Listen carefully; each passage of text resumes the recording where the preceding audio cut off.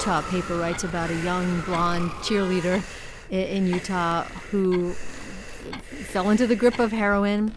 And the words that they use, she wasn't a shivering urban junkie. To make clear what? What do you think is being made clear there? Well, it's that, some people's children's society get a second chance in life. They get to make mistakes, and other people's kids don't. We came here that you can have a second chance and a good opportunity in life. Vowing to stop Central American migrants with a wall of... Last spring, 3 white men were convicted of plotting to blow up an apartment complex in Kansas. The killings of the Tree of Life synagogue in Pittsburgh follow what the Anti-Defamation League says is an historic 57% rise in anti-Semitic incidents from 2016 to 2017. The same grief that has stricken so many American communities has now enveloped the city of Virginia Beach.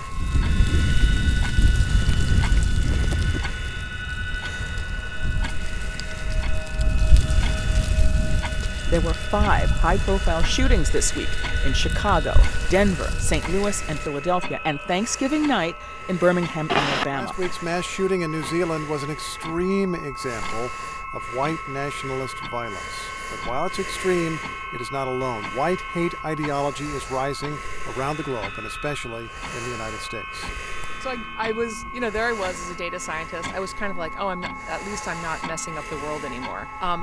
But, what I realized is that I was separating people with my new algorithms. I was separating people by class, and often by race. According to the FBI, hate crimes are up 17%.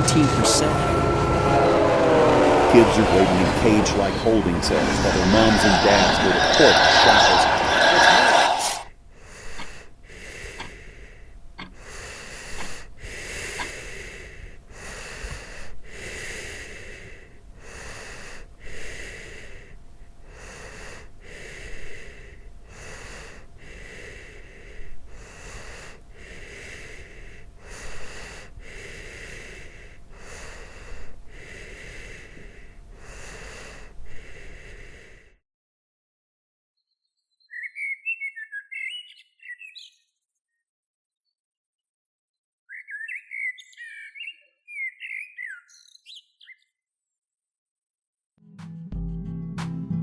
Who taught you, please? Who taught you to hate the texture of your hair? Who taught you to hate the color of your skin to such extent that you bleach to get like the white man? Who taught you to hate the shape of your nose and the shape of your lips? Who taught